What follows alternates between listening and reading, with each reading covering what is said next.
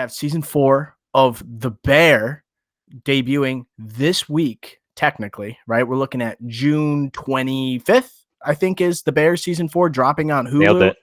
And then we had the trailer for his upcoming biopic on Bruce Springsteen, Deliver Me from Nowhere. This is hitting theaters October 24th, Ricky Flex. First trailer hits. Did it live up to the hype? I think it lived up to the hype and more. I think this hit everything you wanted to see. For a Scott Cooper movie, it's definitely could be hit or miss. As in, as always going to be solid, as in the movie, but maybe might be polarizing, or maybe might be boring to some. Most recently, like he's a frequent collaborator with Christian Bale, right? Hostiles, Out of the Pale Blue Eye, for Netflix. Most recently, he's done Black Mass 10 years ago, right? Also a polarizing movie. Some love it, some hate it. But when it comes to music biopics, when we heard Scott Cooper and Bruce Springsteen, you immediately think of Crazy Heart. Crazy Heart, and what's, again, polarizing movie, but you cannot deny the performances. 2 Oscar-winning performances there. Jeff Bridges, Maggie Gyllenhaal, shout out, shout out. So when Jeremy Allen White was cast as Bruce Springsteen here, that is the expectation. Even for someone that has never led a theatrical release, that is the expectation, and that is what we saw in this trailer. At least in my opinion. I don't want to. I am hyping this up. Like after seeing this trailer, it has confirmed my high expectations for this. That's basically what I'm drawing at here. How about you? I think it delivered. Deliver Me from Nowhere delivered, right? My I think lord. it might deliver itself to the Oscar stage potentially. I think the draw of this movie is obviously Jeremy Allen White and his transition to being Hollywood leading man and also being the guy to play Bruce Springsteen. He's going to do his singing, and we heard him sing Born to Run. And that's kind of what I was nervous about for this movie because we heard so much it's going to be about the making and producing of the 1982 album Nebraska, which is a different sounding album than most Bruce Springsteen albums. Like this is in the middle of, Born to Run's like 75. Then you have Born in the USA, right? Mid 80s. This is like smack dab in the middle. This isn't like the height of his career. And I was nervous that like, okay, so I like how it's narrowing in on something, but is it the juiciest part of his career? I would love to see more Born to Run, and I was nervous that we weren't going to get any of it, but I think the best moment of the trailer is Jeremy Allen White freaking beating with sweat playing Born to Run, and you get to hear his singing voice, which we've never heard, I don't think, in any project that I can recollect. I never heard Jeremy Allen White singing. I don't know his chops, but it looked and sounded pretty damn good. But it seems like with this focusing on the 1982 Nebraska album, you're still going to have that as like the central story here. And it's going to be something where Bruce Springsteen, maybe after the fame, after Born to Run in the late 70s, he doesn't really know who he is. Maybe fame has got the best of him. I'm interested in hearing this story because I think this is a part where smartly it's going into something maybe people aren't as familiar with Bruce Springsteen, but they still get to see a little bit of this Born to Run, phase of his career leading up to it. I know I'm really into this like whole setup here, and it does look, pretty walk hardy. It looks pretty walk hardy where you go from Walk the Line, where you go to Complete Unknown, and you watch this one. It follows the blueprint pretty well, but I like the way it's focusing, and you're going to get, I think, a pretty stellar performance. This might not be the juiciest part of Bruce Springsteen's life, but it probably is the juiciest capital F film part of his career that you would make, and Scott Cooper is kind of the man to do that based off his prior work, right? This isn't going to be a Bohemian Rhapsody, right? This isn't going to be a biopic. It's going to have some flashbacks like we saw in the trailer with him as a kid, Stephen Graham and his dad. Like, I know you tweeted this out. All unreal supporting cast. Unreal. Paul Walter Hauser, Jeremy Strong looking like potential Oscar nom back to back. That would be something. There's so many more I didn't even mention, but huge supporting cast here. But you said it, like this is his sixth studio. Nebraska is going to be it was his sixth studio album and was very controversial, right? No E Street Band, acoustic, right? And you saw in the trailer in the room with Paul Walter Hauser where he's alone. And he's like he wants us to feel like intimate and raw, right? It's like a very different type of Bruce Springsteen that we're known, like you said, Born to Run, and they'll have flashbacks to the Born to Run era. So you'll still have those flashy, juicy, sexy parts of the Bruce Springsteen story with those flashback scenes, like we saw with that concert scene. But that's not going to be the core of the story, right? And I think that's what's important. And I think with Nebraska, like think about the album itself.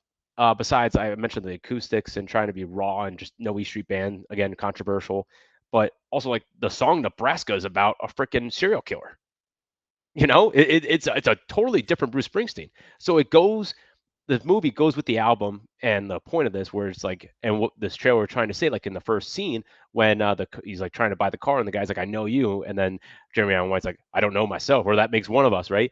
It's Bruce trying to, you know, deal with that fame, trying to discover himself, right? And it sounds cliche, but I think this movie, through this great supporting cast and hopefully great lead performance by Jeremy Allen White, I think it's trying to tackle some of these issues that Bruce Springsteen had, where maybe we're not accustomed to seeing, because we're so accustomed to seeing Bruce Springsteen in the Born to Run, in the E Street Band, flashy, Born in the USA, like top 100 chart songs, when Nebraska is not that type of album.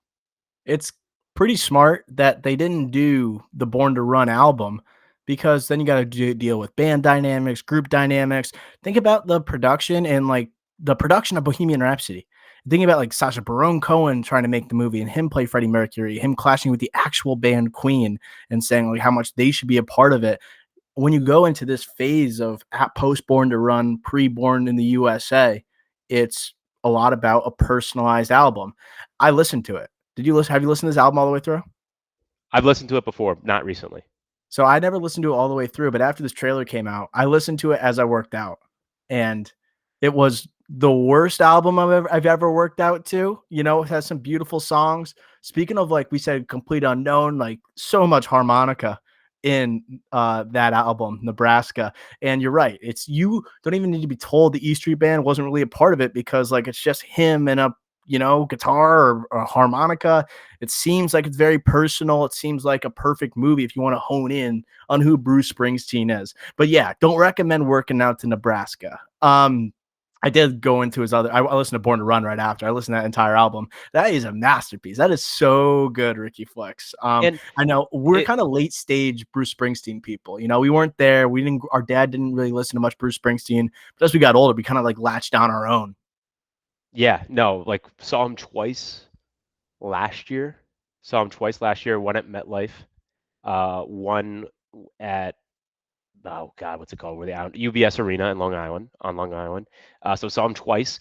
First time seeing him, holy crap, what a show! What a show! And how old is Bruce Springsteen? Like 66. Like, he's old and he still can rock. And I love Bruce. Obviously, our dad wasn't a huge Bruce guy, but obviously a huge. This movie means a lot to a lot of people. But again, we like him, and we didn't like grow up with him or anything. But again, awesome to see like this type of figure finally getting a movie. And we're in this stage of like we're having too many music biopics, but like this is one of those guys that deserves one, you know? I think. And Go ahead. sorry, go ahead. Go ahead. I was gonna say, like, also what he's kind of known for. He has, I could see someone else playing him that doesn't look exactly like him, because his persona is like the everyday blue collar dude. You know, flannel, jeans, gravelly voice. As long as you have the voice, that's the most important thing. So, like, when I look at Jeremy Allen White, I don't see Bruce Springsteen at all. But I think he can channel him.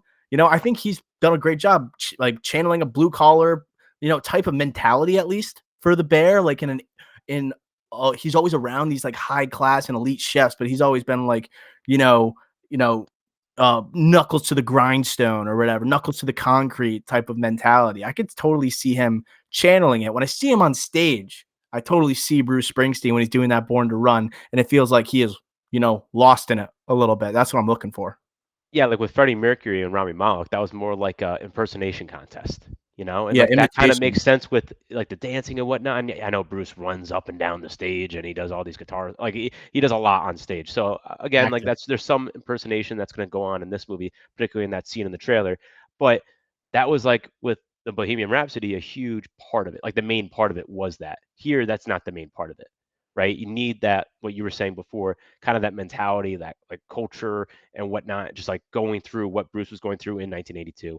That's what you need. And Jeremy Allen White, clearly through the Bear, I think has shown his acting ability and his capabilities as an actor to be able to capture that. So One last thing would be, or not one last thing, but another thing would be just again going back to the supporting cast. It's just so star-studded, and also with just like capital A actors like a Jeremy Strong, a Paul Walter Hauser, like we talked about, where it's like it's going to help as well. Capture that Bohemian Rhapsody. Like no offense to all that supporting cast, but like that was like, hey, this is how we wrote this song, or this is how this happened. This is like trying to capture like the essence of Bruce at the time, and I think the supporting cast with these capital A actors is going to help with that. Versus like more the impersonation or the classic music biopic Walk the Line or Walk Hard, like satires that we kind of see time and time again. I know when Rami Malek, that first image came out of him as Freddie Mercury, people went nuts because like, oh my god, he looks exactly like him, right? But then the performance became more, you know, impersonating or imitating. Like, I don't think anyone was talking about how Jeremy Allen White looks or doesn't look like Bruce Springsteen. I didn't see one reply talking about that, and I think that's a good thing. And I think it goes to show who Bruce Springsteen is, even more so than how good of an actor Jeremy Allen White is.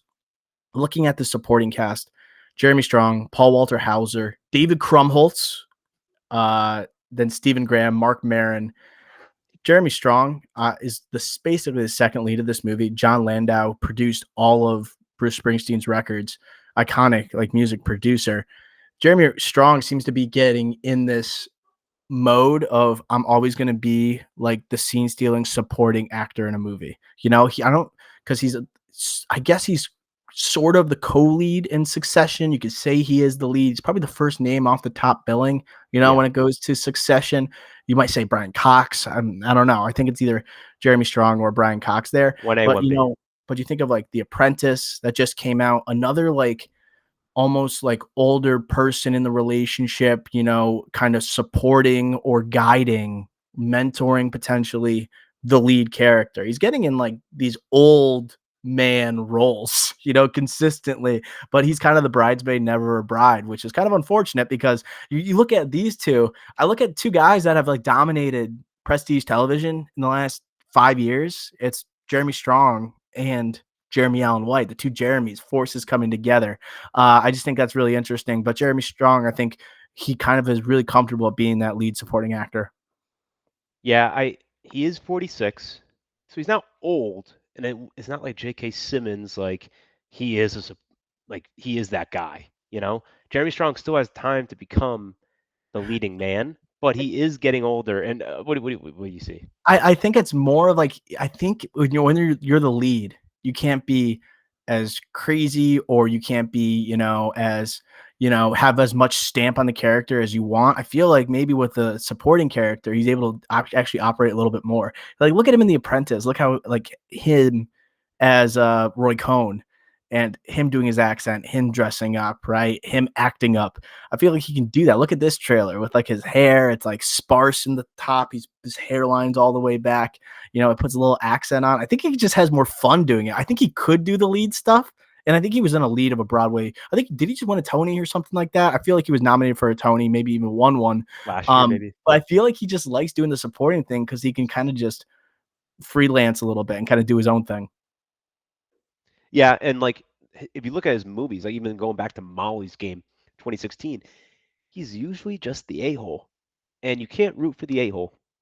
Succession is a little different because again you have Brian Cox to kind of counter that, and he's the bigger a-hole, so you kind of are rooting for Jeremy Strong in that. But for the most part, it would just come off too strong to be the person that you're trying to root for. So him coming as like a supporting character, just ripping off a quick 5-minute scene where he just takes the wind out of the audience and everyone's like, wow, like that was insane. Versus like Sebastian Stan, who's playing Donald Trump, the most polarizing figure on the planet. You could still carry you could still follow Donald Trump in every single scene, but imagine doing that with Roy Cohn. You can't, because he's just so hard headed and he's such an asshole. Yeah, he's great at playing the asshole. He is really good at it. But Landau here doesn't seem like he's gonna be much of an asshole. It seems like a best friend to Bruce Springsteen. That's the kind of vibe that I was getting from the trailer. I haven't read all of Landau and Springsteen's relationship on Wikipedia, but I don't know if they had a hard falling out. I don't think so. I don't think that's where. I think it's more of Landau going to bat for Bruce Springsteen, make this album, make it happen. He needs this. Like, it's the type of thing where it almost, when he was having that conversation with David Krumholtz's character, I'm talking about Jeremy Strong, and kind of like trying to sell this album.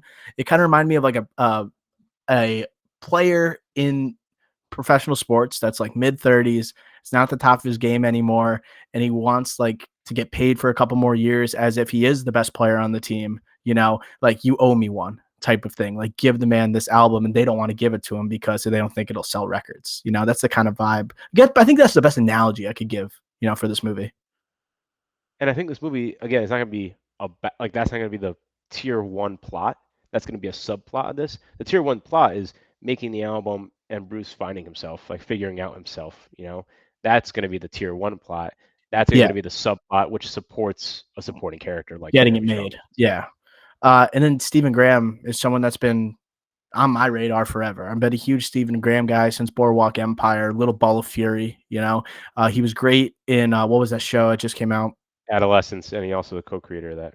Yeah, so he's had a pretty great 2025 thus far, and I think he's he's great in The Irishman. Like, talk about Little Ball of Fire.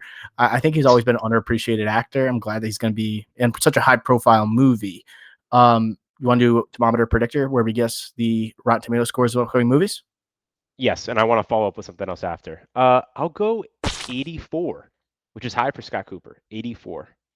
I will go 91. Wow. I like the focus on this specific part of his career. You're still going to get the juiciness of the Born to Run with the flashbacks, and I get to see Jeremy Allen White finally as the lead in the movie. Yeah, I'm going with a 91. Other thoughts as we wrap up here? So 2 quick things. One, Marc Maron interview just came out. Again, I love Marc Maron. I think he's very underrated, underutilized in Hollywood. But he came out and said that Jeremy Allen White confirmed that he did all the singing, which is crazy. Sounded good, dude. And he said in the interview that Bruce Springsteen, who I think is an executive producer, but he basically like gave the cosign for everything that happened here. He said he was listening to some of it and he couldn't distinguish between himself and Jeremy Allen White. Yes, that's insane. And music to my ears. You know my nitpick with music biopics. You have to sing, right? Like Rami Malek didn't think she would win the Oscar over Bradley Cooper in A Star Is Born, or even a Willem Dafoe in that year. But I digress. The other thing I wanted to mention, we have to bring up, like we said, Oscars off the top.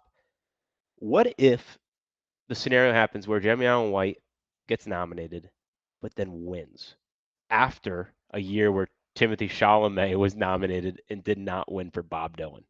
I think it depends on how good the movie is. I think if the movie is better than A Complete Unknown, it's going to elevate his potential, Oscar prospects. I feel like because of A Complete Unknown, I don't know if a lot of people, I think, I don't want to say polarizing. I think it was more people thought it was good than bad, for sure.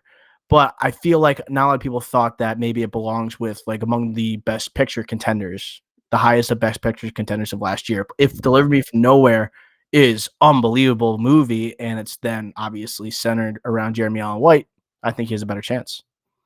That's a great point. I completely agree. And I think a big reason why this has the chance to do that or be a better movie is because looking at A Complete Unknown, the core of that movie is, he's going like electric, and it's not really Bob Dylan finding himself. It's more just like saying, Bob Dylan's an a-hole, versus like, and Bruce Springsteen's like, it's kind of similar where it's like, he's not going electric. He already is electric, but he's going acoustic, right? And he's like doing the, like without the E Street Band and stuff, you have those elements, but that's not the main story here.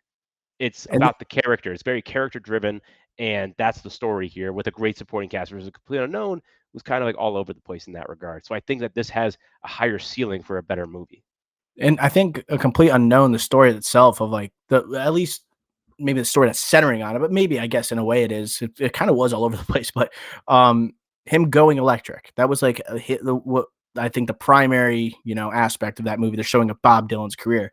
That's like the thing that's the thing you would expect out of a Bob Dylan movie. Like, this is something you maybe don't expect out of a Bruce Springsteen career instead of like one of the bigger albums, and more personalized, like super personalized. I think it's going to be very, very good. Jeremy Allen White's so young though. I don't think he's going to win for this. I think he'll get nominated.